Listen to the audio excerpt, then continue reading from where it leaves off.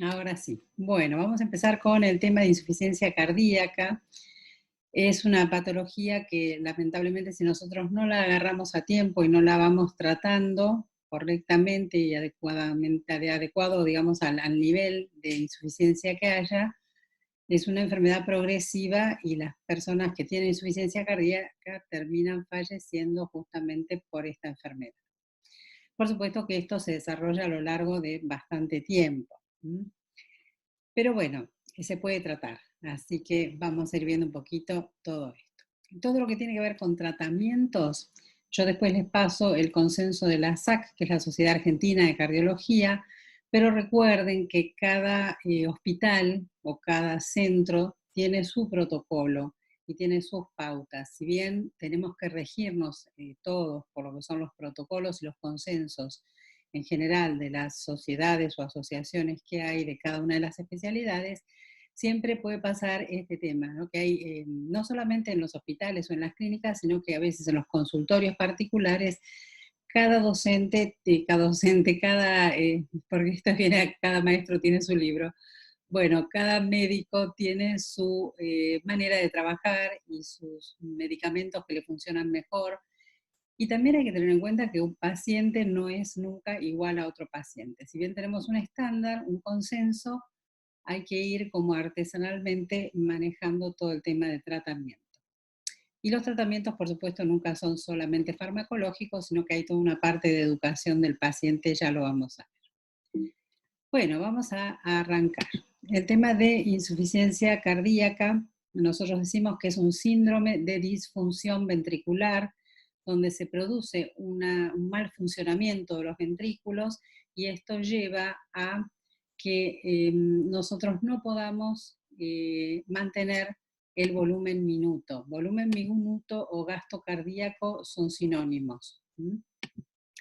Así que volumen minuto o gasto cardíaco, sinónimos, y es esencial poder mantener el volumen minuto, que más o menos es de 5 litros, para que estén bien perfundidos todos los órganos, que estén bien irrigados, ¿sí? Que llegue suficiente cantidad de sangre con oxígeno y nutrientes y no tengamos disfunción multiorgánica. Entonces, cuando nosotros tenemos una insuficiencia cardíaca, básicamente tenemos ventrículos que tienen problemas para mantener el volumen minuto o gasto cardíaco. Volumen minuto, frecuencia cardíaca por volumen sistólico es de aproximadamente 5 litros.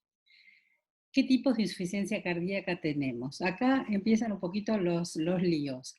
En general, muchas veces ustedes van a ver que en la facultad les van a decir hay insuficiencia cardíaca derecha e insuficiencia cardíaca izquierda. No está mal el concepto porque viene bien para ver cuáles son los signos de un lado y los signos del otro. Pero recuerden que lo correcto es decir insuficiencia cardíaca sistólica o diastólica según la fracción de eyección. Fracción de eyección es la cantidad de sangre que sale por la aorta, que se eyecta por la aorta, y que normalmente está por encima del 50%. Por lo general, 50, 65, 60, más o menos. Eso sería una fracción de eyección normal. Arriba del 50% estamos bien. Cuando baja, cuando tenemos menos del 45 o 40%, ya estamos en insuficiencia cardíaca. Pero nosotros podemos tener insuficiencia cardíaca con la fracción de eyección reducida, que es lo que llamamos insuficiencia cardíaca sistólica, o podemos tener una insuficiencia cardíaca con fracción de eyección mantenida o normal. Y esa es la diastólica. En general, cuando nosotros tenemos una insuficiencia cardíaca sistólica o con fracción de eyección reducida, es porque el ventrículo izquierdo está muy rígido o está, está rígido, está duro o ya se ha dilatado mucho, ¿sí? A veces uno tiene ya una cardiomegalia y un ventrículo muy dilatado y no tiene la suficiente fuerza de contracción para mantener una fracción de eyección aceptable. Entonces, sale por la aorta muy poco volumen de sangre. Entonces hay todo un encharcamiento, ¿sí? Del corazón de sangre, de volumen, y hay un ventrículo que no es competente, que es el ventrículo izquierdo. Cuando yo tengo insuficiencia cardíaca con fracción de eyección normal, no tengo problema con la cantidad de sangre que vamos a lanzar por la aorta todo el tiempo, con cada latido. El problema viene más por el lado del llenado de los ventrículos, que es más del lado derecho. Por estas razones que a veces se separan insuficiencia cardíaca izquierda e insuficiencia cardíaca derecha. ¿Mm? Así que cuando yo tengo una insuficiencia cardíaca con fracción de eyección normal, significa que no tengo problema para eyectar esa cantidad de sangre que necesito por minuto por la aorta, pero sí estoy teniendo problemas de llenado ventricular. ¿Mm? Por lo general eso aumenta mucho lo que es la presión telediastólica, que ya lo vamos a ver ahora un poquitito más adelante en las próximas diapositivas. Así que recuerden, síndrome de disfunción ventricular, puede estar comprometido el ventrículo izquierdo, puede estar comprometido el ventrículo derecho, pueden estar comprometidos los dos, ¿sí? Y hay una incapacidad para lo que es mantener el volumen minuto o gasto cardíaco. A su vez, podemos dividirlas en sistólica o diastólica según tenga su fracción de eyección disminuida o la fracción de eyección normal. Bueno, continuamos. Mínimo repaso de fisiología, pero súper mínimo. Hay que acordarse que lo que es la fuerza de contracción y el rendimiento de los ventrículos y además los requerimientos de oxígeno que tienen todos los órganos, ¿sí? Sistémicamente dependen de la precarga. La precarga es en realidad la carga o el volumen que vamos a encontrar al fin de la diástole, cuando se terminan de llenar los ventrículos, justo antes de que se contraigan y se produzca la sístole.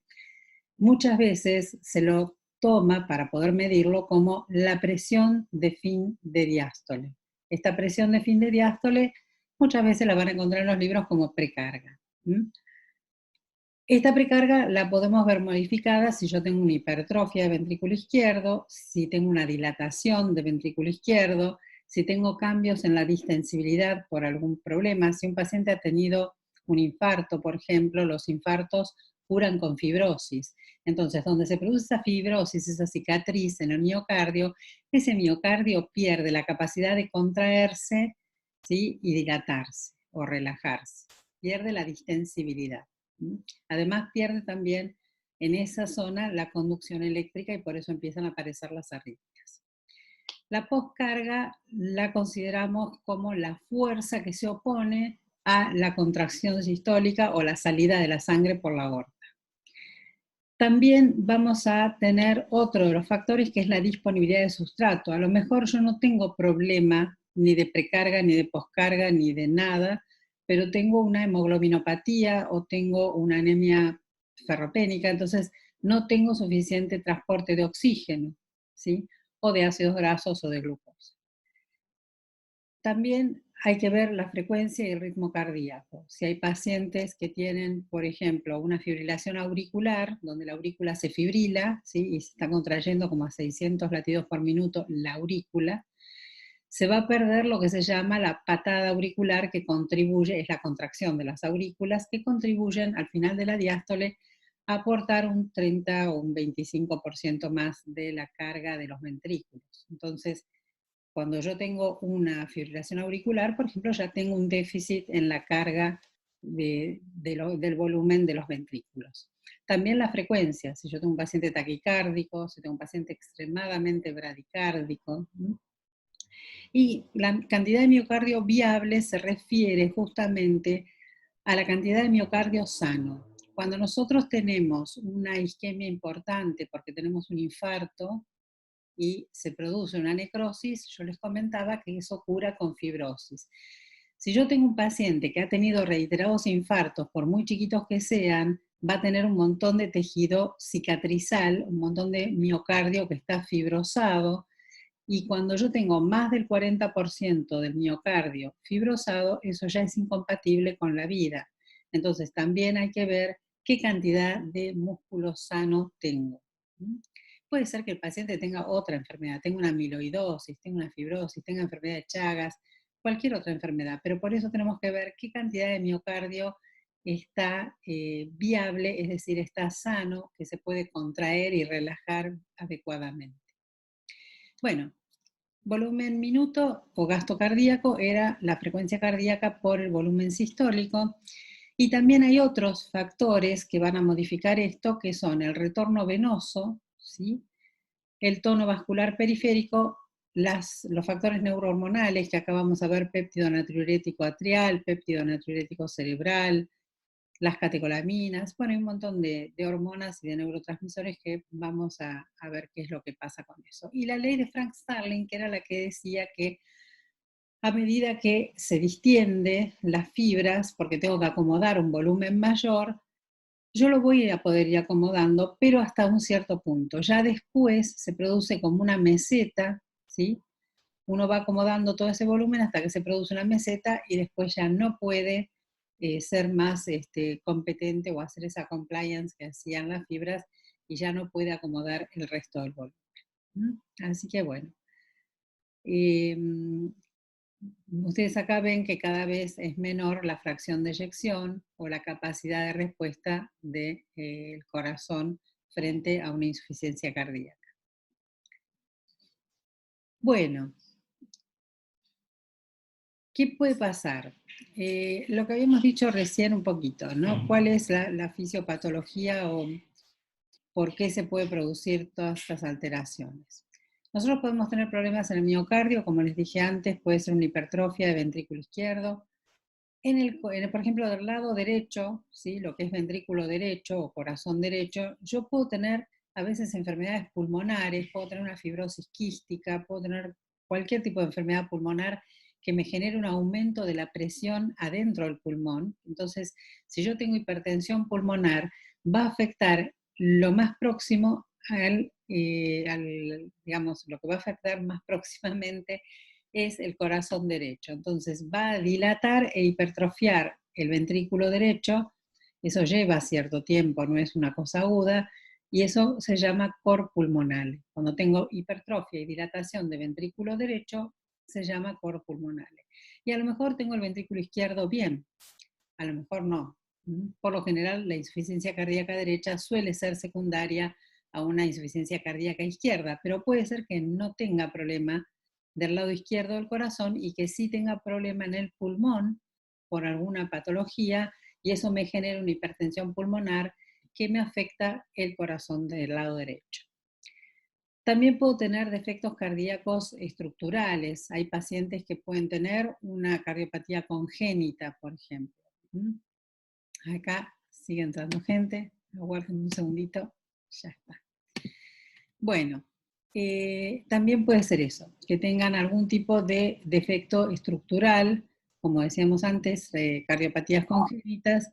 Puede ser que también tengan alguna taquiarritmia o bradiarritmia importante, o bien que haya un aumento en las demandas metabólicas. Si yo tengo lo que se llama tormenta tiroidea o lo que tengo una tirotoxicosis, es decir, una intoxicación con hormona tiroidea, o bien en un paciente hipertiroideo, una enfermedad de Graves o algo así como muy extremo, entonces yo voy a tener una demanda de oxígeno muy superior al suministro de oxígeno. Bueno, vamos a hablar un poquito de cada una de los tipos de insuficiencia cardíaca que habíamos nombrado al principio de todo. Insuficiencia cardíaca con fracción de eyección reducida o sistólica. Acá nosotros tenemos una fracción de eyección de ventrículo izquierdo menor, igual o menor al 40%. Recuerden que lo normal es 50% para arriba, incluso hay gente que dice 55, otros dicen 60, 65, depende. Pero bueno, de 50 para arriba podemos estar tranquilos. Menor a 40 o 45, ya estamos en insuficiencia cardíaca sistólica o con fracción de eyección reducida.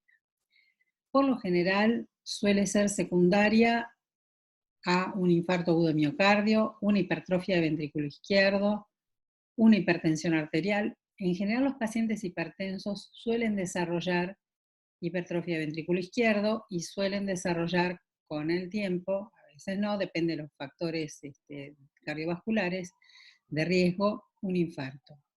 También podemos tener miocardiopatías dilatadas. Esto ocurre cuando tenemos enfermedad de Chagas, por ejemplo. La enfermedad de Chagas produce una miocardiopatía dilatada. No sé si ustedes escuchan, pero acá tengo como sirenas que están acá cerquita. Espero que no les afecte mucho a ustedes. Bueno, miocardiopatía dilatada en el caso de enfermedad de Chagas, o ya cuando tenemos una insuficiencia cardíaca muy avanzada. Ustedes saben que el corazón primero se hipertrofia, se pone rígido, duro, y después ya se empieza a dilatar y a ablandar y queda como flojito y muy dilatado. ¿Mm? Bueno, ¿qué es lo que ocurre cuando tenemos esta insuficiencia cardíaca con fracción de eyección reducida o insuficiencia cardíaca sistólica?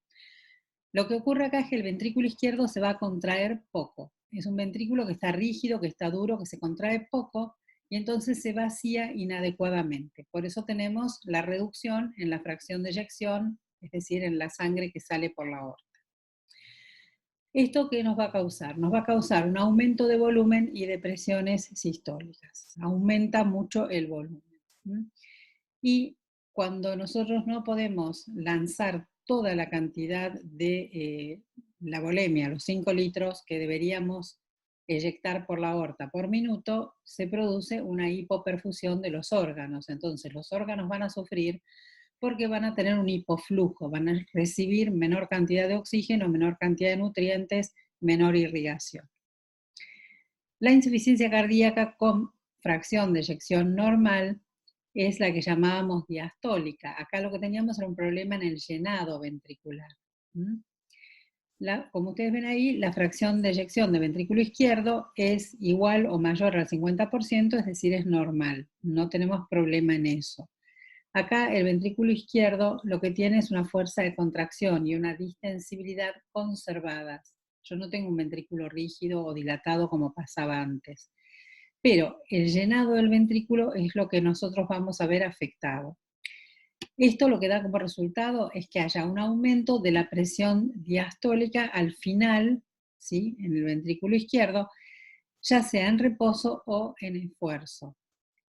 Esta presión que aumenta también va a aumentar en la aurícula izquierda y también va a ir, digamos, de manera retrógrada a causar hipertensión pulmonar y congestión pulmonar.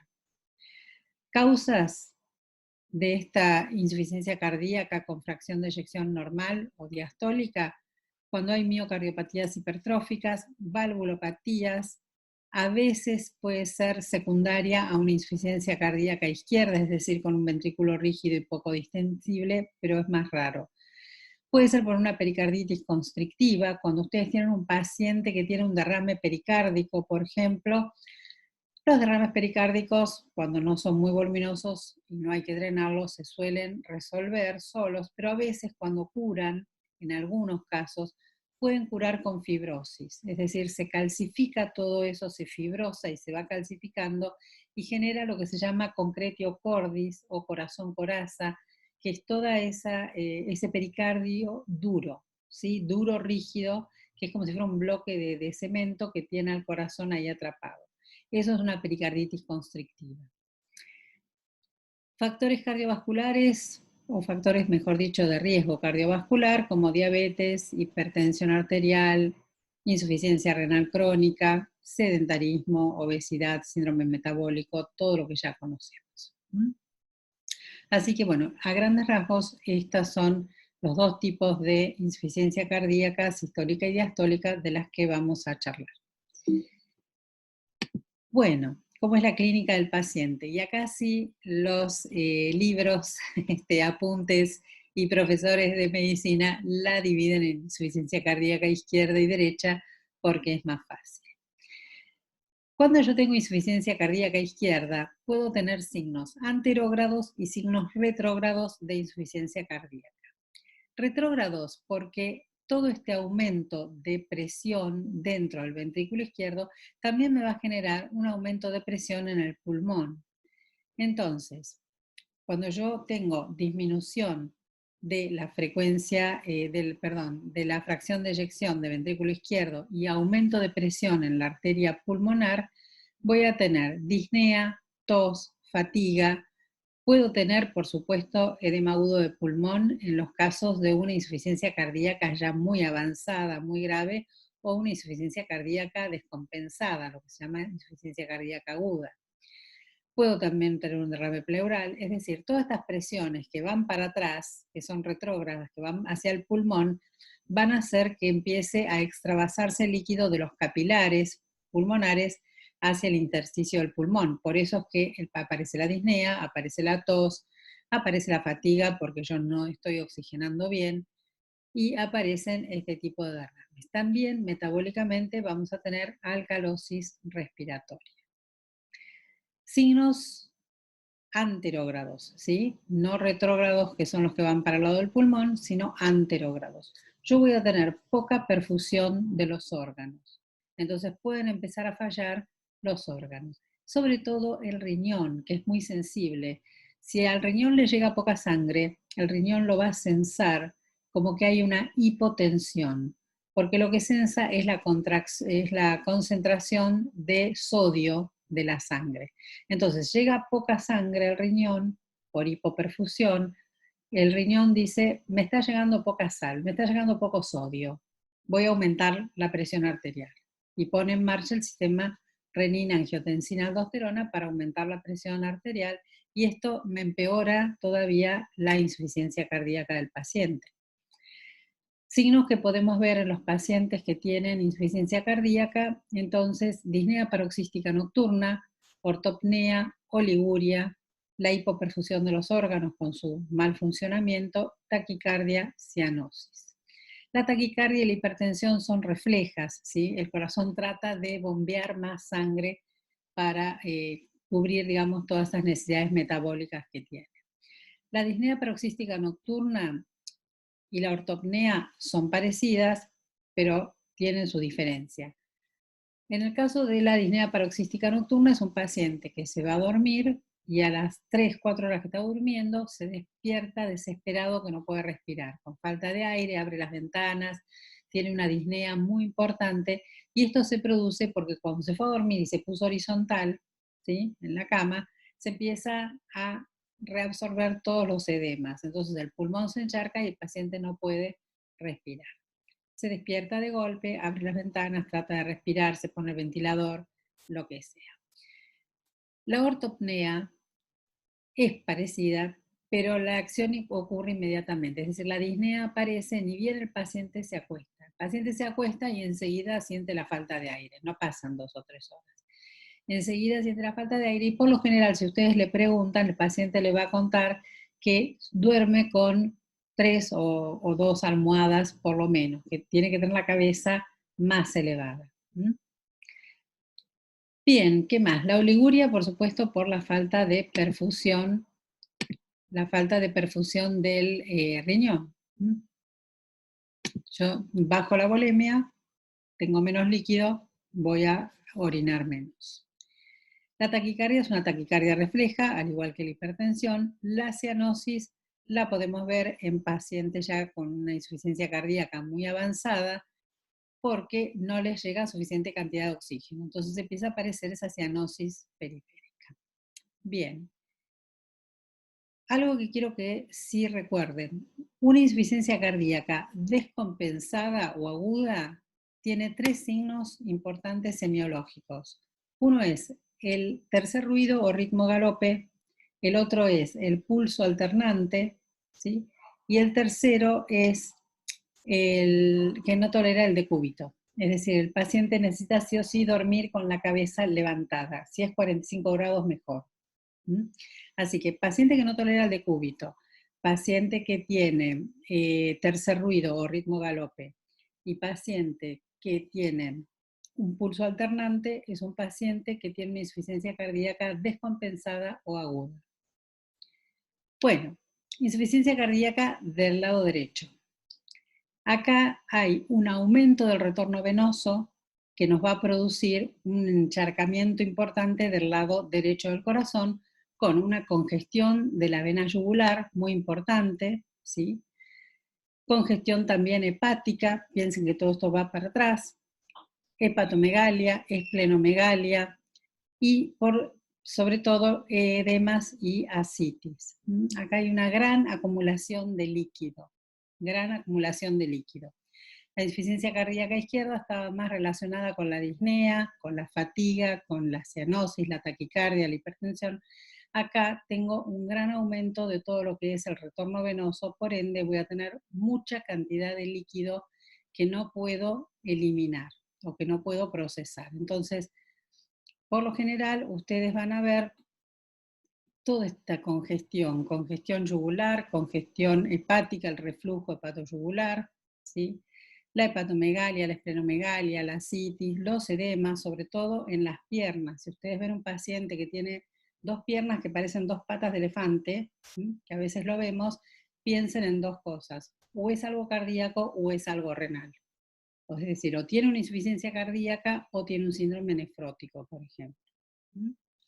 Bueno, generalmente insuficiencia cardíaca derecha suele ser secundaria a la insuficiencia cardíaca izquierda, pero como les dije antes, puede haber casos donde no tenga yo insuficiencia cardíaca izquierda y tenga un problema en el pulmón y tenga hipertensión pulmonar que me genere un cor pulmonale, es decir, una hipertrofia y una dilatación de ventrículo derecho. Muy bien.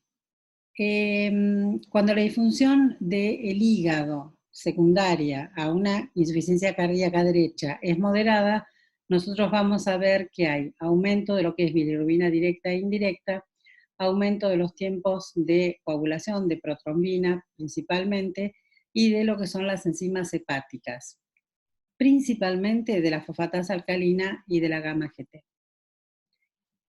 Bueno, acá tenemos dos dibujitos simpáticos, ¿sí? De lo que es la insuficiencia cardíaca izquierda, con el señor que tiene disnea paroxística nocturna, que tiene aumento de la presión hidrostática en los capilares y por eso también tiene disnea, de distintos grados de disnea, que de hecho es parte de la clasificación de lo que vamos a ver ahora, taquicardia, ortopnea, fatiga, cianosis, etc. Y la señora que tiene insuficiencia cardíaca derecha, van a ver que tiene una gran ascitis, una gran hepatomegalia, una gran ingurgitación yugular, también tiene fatiga, por supuesto, y edema en miembros inferiores importante. Bueno, pequeños dibujitos como para que recuerden cuál es la clínica del paciente y cuáles son los signos de insuficiencia cardíaca de un lado y del otro. Muy bien. Bueno, continuamos. ¿Qué pasa con el organismo cuando yo tengo este tipo de insuficiencias cardíacas? Bueno, vamos a tener, por supuesto, distintas respuestas reparadoras o que tienden a compensar la insuficiencia cardíaca. Ustedes saben que el cuerpo tiende a repararse solo, siempre hay mecanismos compensadores en lo que sea, uno trata de reparar lo que está mal.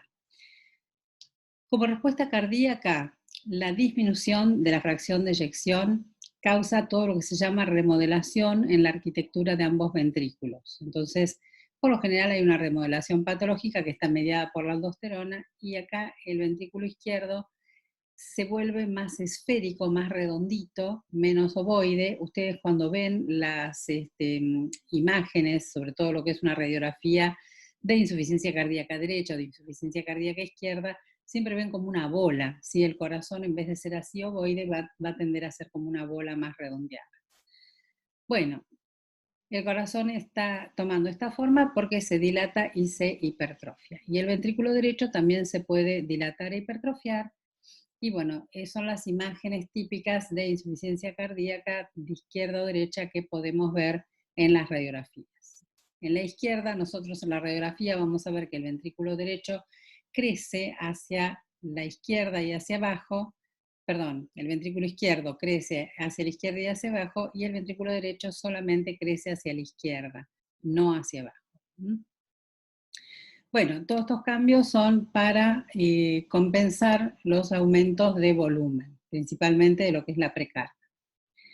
La respuesta hemodinámica tiene que ver con los receptores arteriales. Saben que nosotros tenemos receptores en el cuello, los receptores carotídeos, que son muy importantes, ¿Y qué van a hacer todos estos receptores? Cuando yo tengo hipoflujo, la tensión arterial baja. Entonces, los vasoreceptores sensan, ¿sí?, esta disminución de la tensión arterial y tienden a hacer vasoconstricción para poder aumentar la tensión arterial. Entonces, aumentan todo lo que es el tono simpático y disminuyen el parasimpático.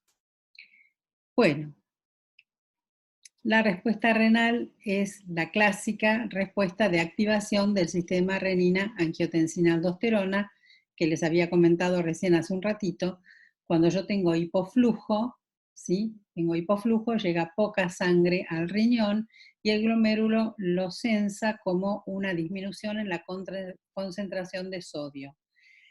Entonces, cuando sensa esto, automáticamente activa el sistema renina-angiotensina-aldosterona para que se ponga en marcha todo el sistema de hipertensión arterial, es decir, de vasoconstricción y otros mecanismos para poder subir la presión arterial. Por supuesto que, como les dije antes, esto empeora todo el cuadro. Empeora, en realidad trata de compensar y trata de arreglar la cosa, pero realmente un corazón que está insuficiente es peor que tenga una hipertensión arterial. La respuesta neurohormonal, ¿sí?, dice, en condiciones de estrés, todo lo que son las neurohormonas o lo neurohumoral, ¿sí?, ayudan a incrementar toda la frecuencia cardíaca y mantener la tensión arterial y la perfusión adecuada de todos los órganos.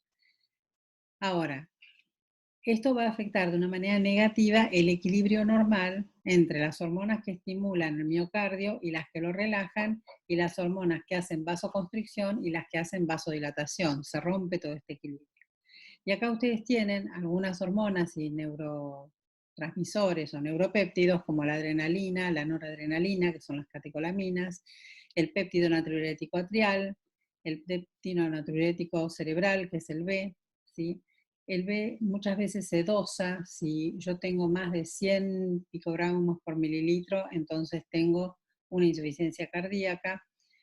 La hormona antidiurética o vasopresina y todo el sistema en general de lo que es renina, angiotensina, aldosterona. Así que esa sería, por un lado, la respuesta neurohormonal. ¿Cómo hacemos diagnóstico de insuficiencia cardíaca? Principalmente la clínica. Nosotros vamos a tener un paciente que está disneico, que habla con dificultad, depende del grado, ¿no?, por supuesto, de disnea que tiene, y que puede ser que esté ya reteniendo, que haciendo edemas, que esté taquicárdico, que tenga mucha fatiga. Esos son signos de insuficiencia cardíaca. O que les diga, mire, yo a la noche me despierto porque no puedo respirar, este tipo de cosas. Entonces, la clínica del paciente es muy importante. Recuerden siempre que hacer una muy buena anamnesis del paciente es clave, porque muchas veces dicen algo, que yo le digo la palabrita mágica, a veces dicen algo y ustedes tienen que anotar ese algo porque les suena que es algo muy importante, porque quizás es lo que el paciente más se queja. También es muy bueno hacer el ecocardiograma. Muy útil ecocardiograma, ecocardio con Doppler, que mide los flujos y sobre todo nos va a permitir medir todo lo que son presiones y lo más importante de todo es la fracción de eyección. Así que con el ecocardio ustedes pueden medir todo eso. También pueden ver, medir también las cámaras, ¿no?, volúmenes, saber si hay dilatación, medir el espesor de la pared, todo eso. También tienen la prueba de esfuerzo graduada, el PEG, que muchas veces se hace juntamente con el ecocardio. También tienen otra que se llama SPECT, que es una tomografía con gammagrafía, es decir, creo que se llaman monofotones o algo así. Es una gammagrafía. Nosotros lo hacemos acá con cámara gamma también. Se ve todo lo que es la perfusión, para ver cómo está perfundido, a ver si hay obstrucciones, a ver si está bien perfundido todo el miocardio. Y también se puede hacer resonancia magnética. Como ven, hay un montón de estudios que podemos hacerle al paciente. Por supuesto, podemos hacer un electrocardiograma, un Holter, radiografía de tórax, todo el examen físico. Tenemos que ver si tiene soplos, si tiene valvulopatías, cómo está el pulso, cómo está la frecuencia cardíaca. Si los signos vitales siempre los tenemos que tomar. Y además, por supuesto, ver si el paciente es un paciente que está estresado o que es un paciente que es muy sedentario, un paciente que tiene síndrome metabólico, que tiene diabetes o que es hipertenso. Todo este tipo de cosas uno las tiene que analizar. A veces hay pacientes que son hipertensos y que tienen muchos problemas emocionales, están pasando por un momento tremendo, terrible, y más ahora con la pandemia que no ayuda para nada. Pero bueno, todas estas cosas hay que tenerlas en cuenta. No, el paciente no es solamente lo físico, sino también, por supuesto, todo lo emocional o psíquico. Entonces, una muy buena anamnesis junto con la clínica del paciente, un muy buen examen físico, radiografía de tórax, ecocardiograma, PEG, TAC, que es la tomografía, resonancia, cámara gamma, el dosaje del péptido natriurético, ¿sí? O tienen otros, ¿sí? Tienen además del péptido natriurético atrial, hay otros que son precursores de péptido natriurético. Hay un montón de hormonas que ustedes pueden dosar troponina, un montón de cosas. Electrocardiograma, a veces el electrocardiograma nos puede dar una orientación, qué es lo que está pasando. Quizás el paciente tiene una hipertrofia del ventrículo izquierdo, con un bloqueo de rama izquierda. Todo este tipo de cosas son útiles. Y la angiografía coronaria o cinecoronariografía, que en algunos lugares le llaman cateterismo, que se suele hacer antes de hacer una de angioplastía. Entonces, antes de hacer una angioplastía, a un paciente que quizás tiene obstrucción en las coronarias, se le suele hacer una angiografía coronaria para ver cómo está de perfundido el miocardio en general. Bueno, y esta es la famosa clasificación. Vamos a correr para otro lado, vamos a correr el videito. Esta es la clasificación de insuficiencia cardíaca. Esta es una preguntita. Péptido natriurético B, me ayuda al diagnóstico. ¿También lo puedo usar para ver? Sí, sí. Bueno, me preguntan esto del péptido natriurético cerebral tipo B. Ese es el que ayuda al diagnóstico, ¿sí? Se puede dosar y cuando uno, o sea, lo normal es que esté por debajo de 100 picogramos por mililitro. Si supera los 100 picogramos mililitro, sí podemos decir que el paciente tiene un grado de disfunción ventricular o de insuficiencia cardíaca. Sí, sirve. Bueno, y estas son las clases de la New York Heart Association, que es la Asociación Cardiológica de Nueva York, que tiene 4 clases. Nosotros decimos que en clase 1 los pacientes tienen una actividad física normal, que no les causa fatiga exagerada, ni disnea ni palpitaciones. Entonces acá les dice, digamos, todo lo que puede hacer, transportar hasta 11 kilos, objetos que pesen 36, paliar nieve. Nosotros acá, depende de donde estemos viviendo, vamos a tener nieve o no. En el norte no vamos a tener nevadas, salvo alguna excepción. En el sur vamos a tener nevadas todo el tiempo. Sí, puede esquiar, puede jugar distintas cosas, trotar o caminar 8 kilómetros. Paciente grado 2 o clase 2 va a tener limitaciones leves, es decir, es lo que llamamos a grandes esfuerzos. Son pacientes que la actividad física habitual les causa cierto grado de fatiga o de disnea o de palpitaciones o de angor incluso. Entonces acá está qué actividades puede hacer y donde empiece a aparecer la disnea o la fatiga, etc. Entonces yo, por ejemplo, si se me ocurre correr el colectivo una cuadra, probablemente tenga una clase 2, tenga una disnea a grandes esfuerzos.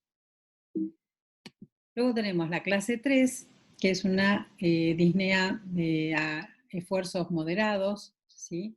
Donde hay algunas cosas de la actividad de todos los días que a mí me genera disnea. Es decir, a veces atarse los cordones, no puedo atarme los cordones a la zapatilla porque lo que se llama bending, que es doblarse o agacharse, me genera disnea. No puedo, bueno, ducharse o vestirme, o todo esto me genera disnea. Y hacer algunas caminatas o algunas actividades me genera disnea.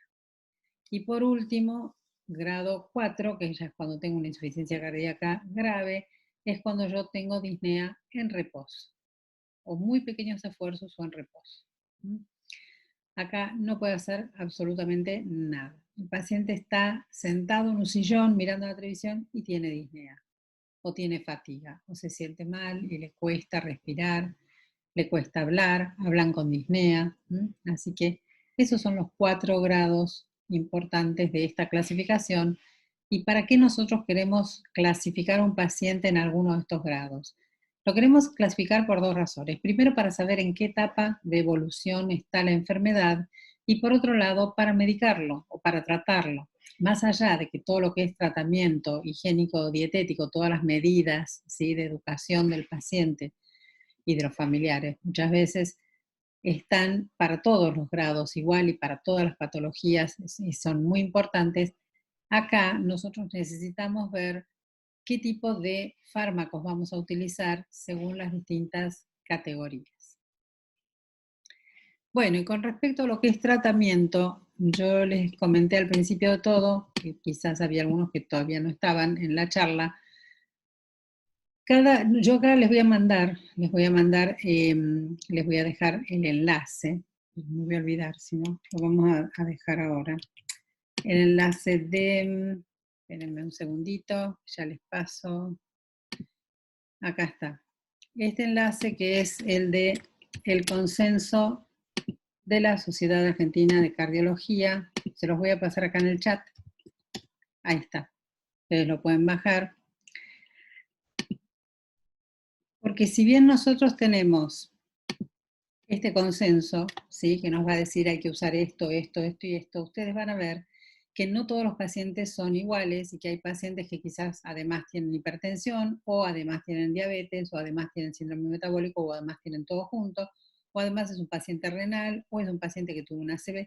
Es decir, nosotros tenemos que tener en cuenta que los tratamientos, si bien tenemos consensos y si bien tenemos protocolos que hay que seguir, a veces cada médico tiene su librito de cómo voy a tratar al paciente y otras veces hay determinados hospitales o clínicas donde se siguen las sistemáticas de esos hospitales o de esas clínicas, no sé, sistemática del Hospital Argerich, sistemática del Hospital Tornú, les digo en general, y donde habitualmente tratan a los pacientes siguiendo determinadas pautas. Entonces acá lo importante es la dieta y los cambios en el estilo de vida. Como ustedes ven, ahí dice tratamiento, tiene una atención multidisciplinaria, ¿sí? No es solamente el médico el que tiene que tratar al paciente, muchas veces requieren nutricionistas, requieren entrenadores físicos, requieren psicólogos o psiquiatras, requieren mucha contención familiar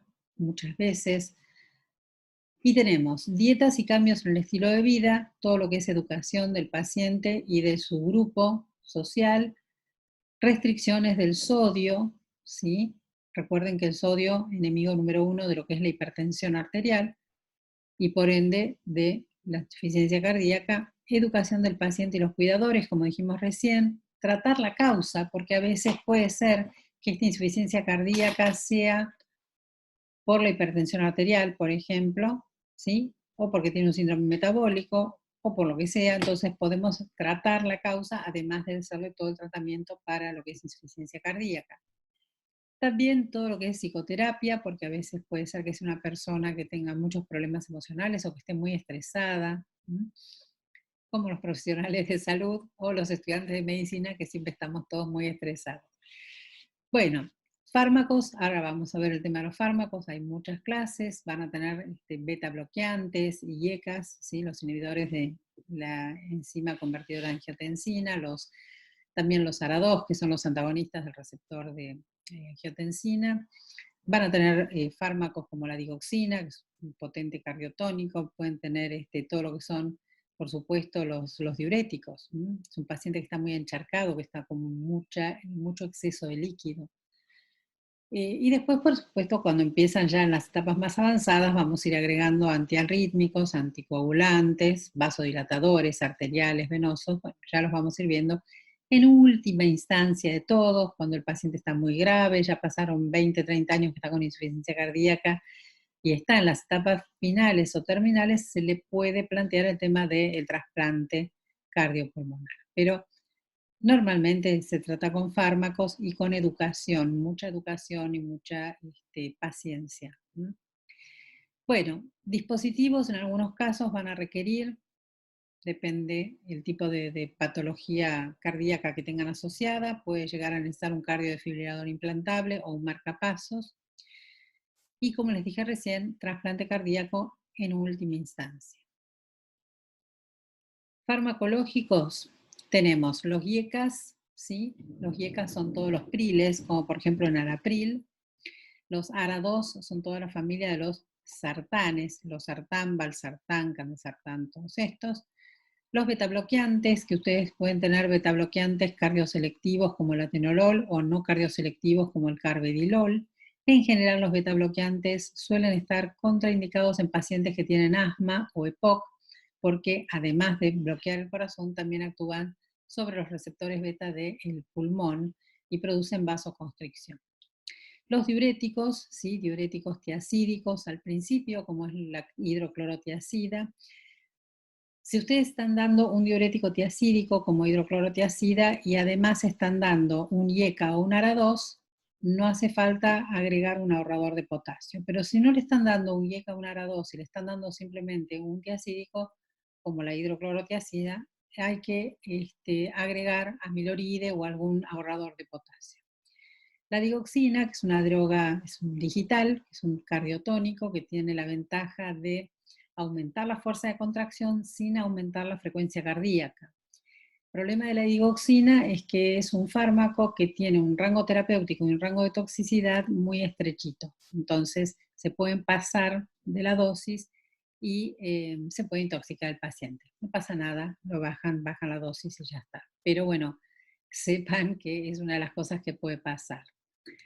Otra de las cosas que tiene la digoxina es que hay que impregnar el miocardio y eso lleva un tiempo. Se puede hacer una impregnación rápida, pero lo mejor es hacer una impregnación lenta de 5 días o 7. Al quinto día, por lo general, ya está impregnado. Y nada más. Es simplemente eso de la digoxina. Evaluar siempre la necesidad de ajustar las dosis. Hay que ver si yo tengo un paciente que tiene determinada edad. Saben que los pacientes mayores de 70 años por lo general ajustamos todas las dosis. Si es un paciente monorreno, ¿sí? Porque a veces puede ser que sea un paciente que sea monorreno o que esté trasplantado o que tenga algún problema renal, ahí también hay que ajustar la dosis. O si tiene un problema hepático, también. Saben que la mayoría de las drogas tienen muchas veces un primer paso metabólico hepático. Así que bueno, luego podemos cambiar en estadios más avanzados el diurético tiacídico por otro mucho más potente como la furosemida, que es un diurético de asa, o la espironolactona. Y en las etapas bien avanzadas ya de la enfermedad podemos dar antiarrítmicos como amiodarona, porque suelen empezar a aparecer las arritmias, los anticoagulantes o anticoagulante oral como el acenocumarol, porque si yo tengo arritmias como puede ser una fibrilación auricular, tengo todo un flujo de sangre turbulento y entonces se me van a empezar a generar trombos, ¿sí? Estos trombitos pueden salir despedidos como émbolos, pueden embolizar y pueden enclavarse en cualquier parte. Entonces, por eso damos anticoagulantes orales. Los vasodilatadores, el venoso, principalmente el mononitrato de isosorbide y el arterial, la hidralazina. Y por último de todos, el trasplante o la intervención coronaria percutánea. Bueno, a todo esto le tenemos que sumar el tratamiento de la enfermedad de base, es decir, si el paciente era hipertenso, si el paciente era diabético, si era un paciente que había tenido enfermedad coronaria. Entonces, todo esto esto es lo que tenemos que hacer un poco artesanalmente, ir viendo, ir haciendo un seguimiento estrecho de este paciente para evaluar cuál es la respuesta al tratamiento. Esto es bastante importante. Además, los pacientes cuando tienen que hacer un tratamiento prolongado o un tratamiento crónico, de por vida, se cansan. La realidad es esta, nosotros también a veces nos cansamos. O se cansan o se olvidan de tomar la pastillita, o dicen no la tomo más porque se rebelaron y mandan todo el diablo. O bien a veces pasa con las personas muy mayores que dicen, no, yo pide doctor, en vez de tomar una pastillita tomo media porque así ahorro y no me sale tan caro el medicamento. Bueno, lo que sea. Entonces ya está tomando la mitad de la dosis y bueno, uno tiene que evaluar todo esto. Por eso les decía que el tema de tratamientos, sepan cuáles son los fármacos, sepan cuáles son las ventajas y las desventajas, los principales efectos adversos. Yo me acuerdo de una paciente que decía, no voy a tomar más la amlodipina, porque La amlodipina es un bloqueante cálcico, da mucho edema retromaleonar. Entonces la persona quedaba con unos tobillos enormemente edematizados y se veía feísimo. Entonces la mujer dijo, no, yo no la tomo más. Y bueno, esas cosas también hay que respetarlas y ver cómo lo solucionamos. Objetivos de tratamiento y pronóstico de la enfermedad. Objetivos a corto plazo, aliviar todos los síntomas, tratar de desencharcar el paciente, tratar de que saque todo ese líquido que tiene de más, de que pueda volver a respirar y de que pueda, digamos, volver a una clase funcional relativamente aceptable y normal para las actividades de la vida diaria. Prevención concomitante de la hipopotasemia. Muy importante, ¿se acuerdan que yo les dije si vamos a dar amiloride o no?